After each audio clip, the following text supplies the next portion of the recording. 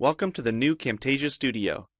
We encourage you to watch and play with this Getting Started project video to learn some of the most important concepts of using the editor.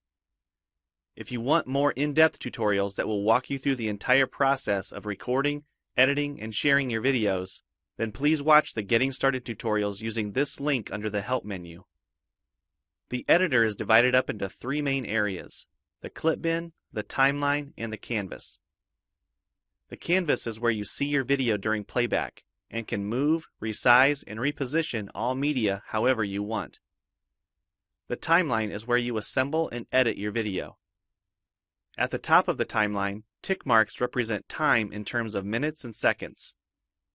When building a video, you'll work in a horizontal manner, beginning from the left and moving sequentially through time toward the right.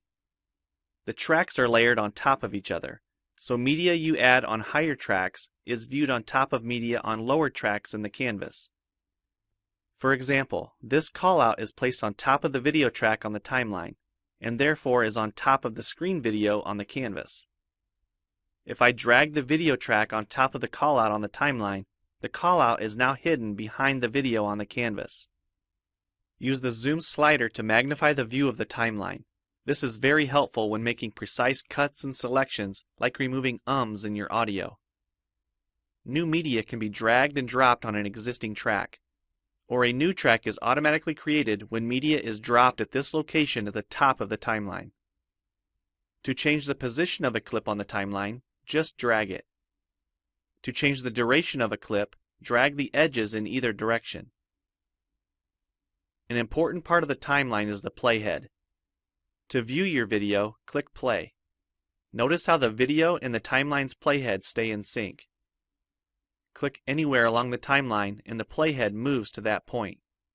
To remove a portion of your video, make a selection with the green in point and red out point. Then click the cut button.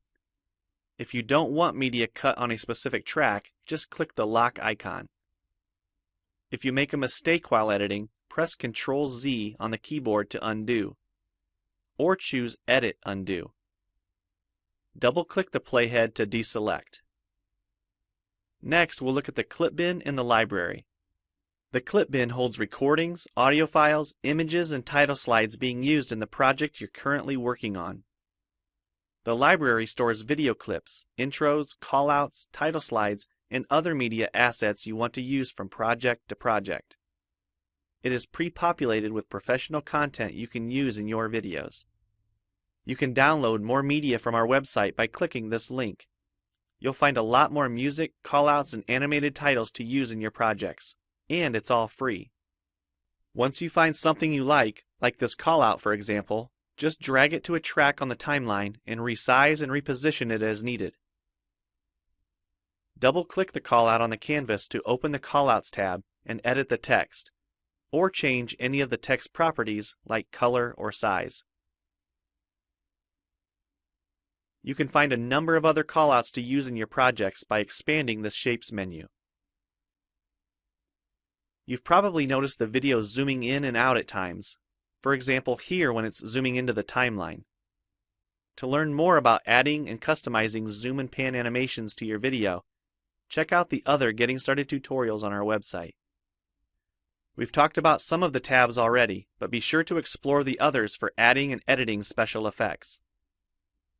If they don't all show up as tabs, click on the More tab to explore others, like the speech-to-text capabilities and captions, and the improved quizzing. Also, transitions can now be dragged directly to the timeline and added on top of clips. So we've shown a few ways you can navigate and edit your video. But how do you get content into your video? To make a new screen recording, click the Record the Screen button. If you already have an audio or video recording you'd like to use, click the Import Media button. When you're done with your video project, you'll need to click the Produce and Share button to create a shareable video. Expand this menu to see a variety of presets.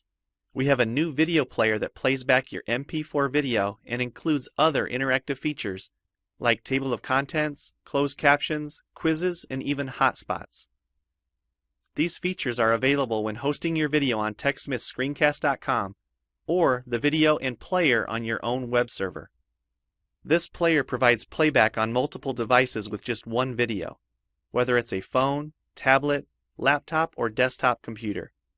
Well, it's time for you to try Camtasia Studio for yourself using the content on the timeline, or better yet, create your own. We have lots of free tutorials on our website, and I recommend you begin with the Getting Started series.